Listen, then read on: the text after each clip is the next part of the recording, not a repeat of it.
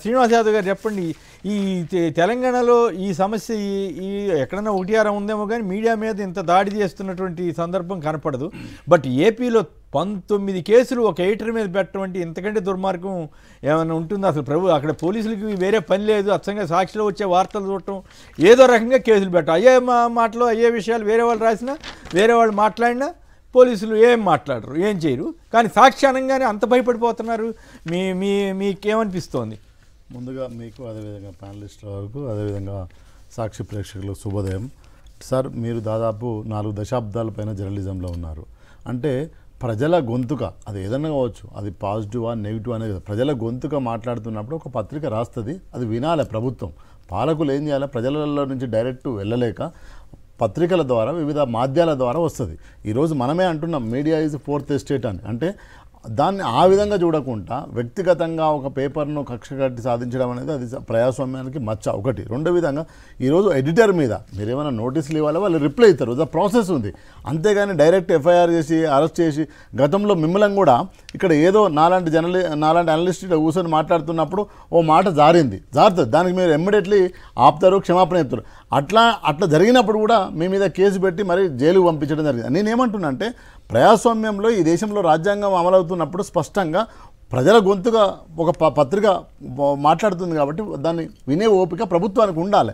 లేని పక్షంలో ప్రజలే తిరుగుబాటు చేస్తారు. నేనేమంటున్నా అంటే ఇప్పుడు కొత్త కాదు కదా, నువ్వు కొత్తగా ముఖ్యమంత్రి కాలే కదా, దాదాపు 7 దశాబ్దాల నుంచి మనం తెలంగాణ కావచ్చు, ఆంధ్రప్రదేశ్ కావచ్చు, ఉమ్మడి ఆంధ్రప్రదేశ్ కావచ్చు, భారతదేశంలో పత్రిక వాయిస్ అంటే ఆయన వ్యక్తిగత వాయిస్ కాదు. ఇప్పుడు మీరు అడిగే ప్రశ్న నన్ను ఒక బలమైన ప్రశ్న అడిగిందనుకో, మీ వ్యక్తిగతమైన ప్రశ్న కాదు, ప్రజల నుంచి వచ్చిన ఆలోచన, భావన, అది వ్యక్తిగతంగా కూడా అడుగుతారు, అడిగే హక్కు ఉంటుంది. కానీ దాన్నే దృష్టిలో పెట్టుకొని ఈ రోజు అక్కడ ధనంజయ రెడ్డి గారి మీద ఇప్పుడు 19 కేసులు ఎక్కడైనా చూసి అది ఎడిటర్ మీద.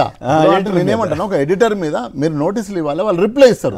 అప్పుడప్పుడు జరుగుతుండే కొన్ని సందర్భాలలో ఎక్కడైనా పొరపాటు జరిగినప్పుడు మనము నోటీసులు ఇస్తాం, పార్టీలు ఇస్తే ఖండన ఇవ్వటం ఇట్లాంటి జరుగుతుంది కాదు. అదే గవర్నమెంట్ ఎంత అరాచకం చేసినా కూడా ఎవరు ప్రశ్న చేయకూడదు అంటే అదే విచిత్రమైన పరిస్థితి. అంటే అది ప్రజాస్వామ్యానికి చాలా ప్రమాదకరమైన హెచ్చరిక. ఒక ఎడిటర్ స్థాయిలో ఉన్న వాళ్ళను, మీ స్థాయిలో ఉన్న వాళ్ళను తీసుకుపోయి మేము జైల్లో పెడతాము, నిర్బంధిస్తాము, గొంతులను ఆపుతాము, ప్రజాస్వామికంగా ప్రశ్నించే గొంతులను ఆపుతామంటే ప్రజలలో నుంచి తిరుగుబాటు వస్తుంది. ఎంతసేపు ఒక గొంతుకు ఆపుతావు, 4 గొంతులు ఆపుతావు, కానీ పత్రికను ఆపుతామో, పత్రిక ఎడిటర్ ఆలోచనలు ఆపుతామో, కానీ ప్రజలను తిరుగుబాటును ఆపలేము కదా. కాబట్టి అది పాలకులు అర్థం చేసుకొని దానికి రెస్పాండ్ కావాలి, సరిదిద్దుకోవాలి, అటువైపుగా ఉండాలి తప్ప మేము వ్యక్తిగతంగా కేసులు పెడతాం, బెదిరిస్తామంటే ఈరోజు ఈ దేశంలో, ఈ రాష్ట్రంలో ఎక్కడ కూడా భయపడే పరిస్థితి లేదు. ఎందుకంటే మాట్లాడతారు. మనిషి అనేది ప్రశ్నించడమే మనిషి తత్వం. అది ఏ స్థాయిలోనైనా ఆ స్థాయిలో ప్రశ్నిస్తాడు. ఒకడు చౌరస్తాలో ప్రశ్నిస్తాడు, ఒకడు ఛాయ్ కాడ ప్రశ్నిస్తాడు, ఒకరు పేపర్లో ఆర్టికల్ రాసి ప్రశ్నిస్తారు. రకరకాల మాధ్యమాలలో ప్రభుత్వం పైన ప్రశ్నలు వస్తుంటాయి. వాటిని సరిదిద్దుకొని ప్రజలకు మంచి పాలన ఇచ్చే విధంగా ప్రయత్నం చేయాలి తప్ప మేము కేసులు పెడతాం, మేము నిర్బంధం పెడతాం, జైల్లో పెడతాం అంటే ఇంకొక దగ్గర నుంచి ప్రశ్నలు మీడియా డ్యూటీ లాగా వాళ్ళు ఫీల్ అయితే మనం ఏం చేస్తాం? అది పాత్ర కాదు కదా సార్. 4th ఎస్టేట్ పాత్ర, మీడియా పాత్ర అది కాదు కదా.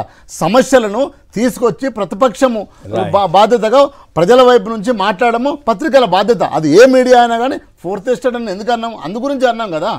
అంతేగాని ఊరికే భయన కొడితే ఎన్ని రోజులు భయన కూడా అందుకు ప్రజలు ఎందుకు చూస్తారు, నిన్ను ఎందుకు గౌరవిస్తారు? నీ వృత్తి కూడా అది కాదు కదా.